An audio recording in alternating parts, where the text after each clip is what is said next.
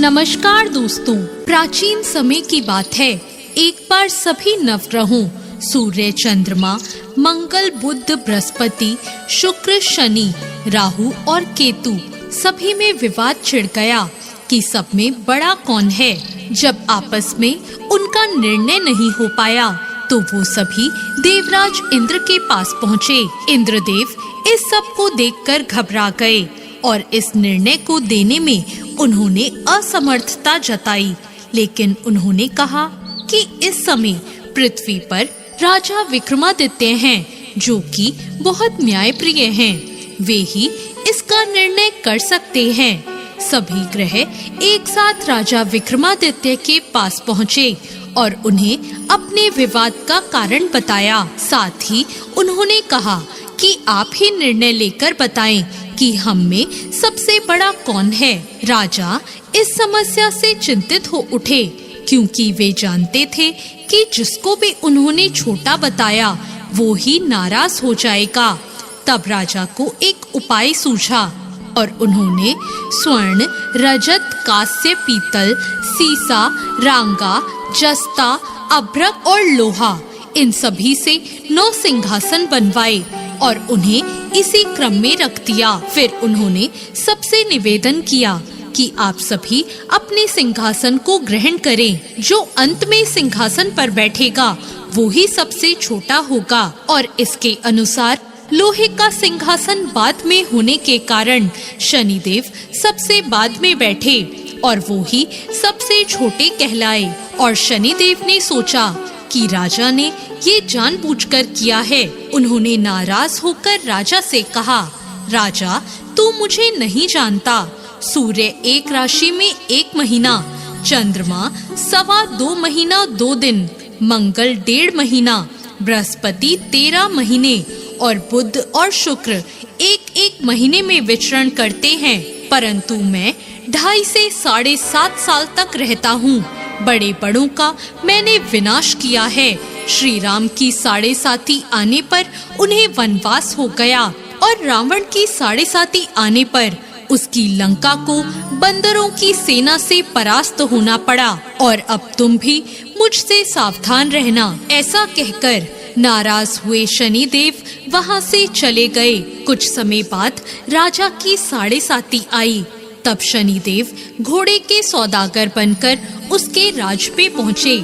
उनके पास कई बढ़िया घोड़े थे।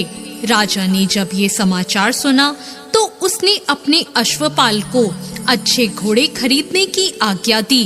राजा के अश्वपाल ने कई अच्छे घोड़े खरीदे और एक सर्वोत्तम घोड़े को राजा की सवारी के लिए रख दिया। और जैसे ही राजा उस घोड़े पर बैठा, वो घोड़ा सरपट वन की ओर भाग पड़ा। वन में पहुंचकर वो अंतर्ध्यान हो गया और राजा भूखा प्यासा भटकता रहा। और तब एक ग्वाले ने राजा को पानी पिलाया। राजा ने प्रसन्न होकर उसे अपनी अंगूठी दे दी और अंगूठी को देकर राजा नगर की ओर चल पड़ा। वहाँ उसने अपना नाम उज्जैन का एक निवासी बताया। वहाँ एक सेठ की दुकान पर जाकर राजा ने पानी पिया और कुछ आराम भी किया। और भाग्यवश उस दिन सेठ की बहुत बिक्री हुई। सेठ ने उसे बहुत भाग्यशाली समझा और उसे खाना खिलाने अपने साथ घर ले आया। जब राजा सेठ के यहाँ एक कमरे में बैठा था तो उसने देखा खूंटी पर एक हार टंगा है और उस हार को खूंटी निगल रही है। थोड़ी ही देर में पूरा हार गायब हो गया। जब सेठ आया तो उसने देखा कि हार गायब है। उसने समझा कि इसी ने उसे चुराया है और उस राज्य के राजा ने भी उसे चोर समझकर उसके हाथ पैर कटवा दिए और उसे नगर के बाहर फेंकवा दिया। वहाँ से एक तेली निकल रहा था जिसे दया आई और उसने उसे अपनी गाड़ी में बिठा लिया और फिर वो मुंह से आवाज कर बैलों को हाँकने लगा। उस समय राजा की शनि की दशा समाप्त हो गई। वर्षा काल आने पर वो मल्हार गाने लगा। तब वो जिस नगर में था वहाँ की राजकुमारी को उसका गाना बेहद पसंद आया कि उसने प्रण कर लिया कि उस राग गाने वाले के साथ ही वो विवाह करेगी। उसने अपनी दासी को उसे ढूंढने भेजा।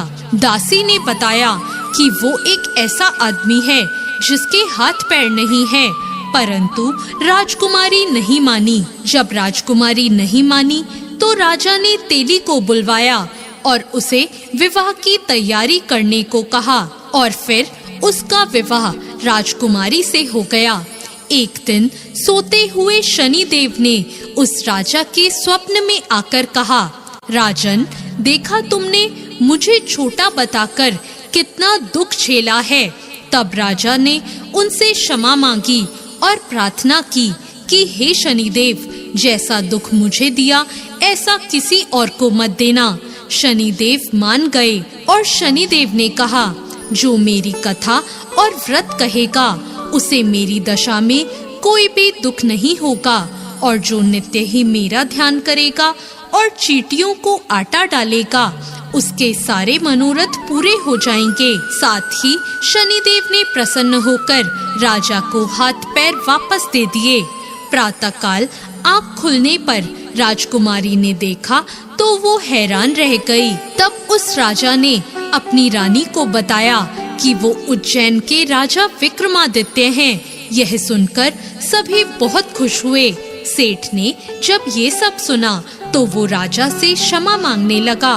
राजा ने कहा, कोई बात नहीं, ये सब शनिदेव का कोप था, इसमें किसी का कोई दोष नहीं है। सेठ ने फिर भी निवेदन किया कि मुझे शांति तब ही मिलेगी जब आप मेरे घर चलकर भोजन करेंगे। सेठ ने अपने घर तरह तरह के व्यंजनों से राजा का सत्कार किया। साथ ही सबने देखा जो खूंटी उस दिन हार निगल गई थी, अब वो उसी हार को उगल रही थी।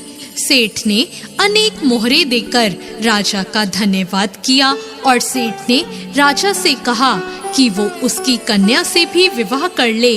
राजा ने इसे स्वीकार कर लिया और कुछ समय बाद राजा अपनी दोनों रानियों के साथ उज्जैन नगरी को चल दिए। उज्जैन की सीमा पर ही उनका खूब स्वागत हुआ। सारे नगर में दीपक जलाए गए और खुशियां मनाई गई।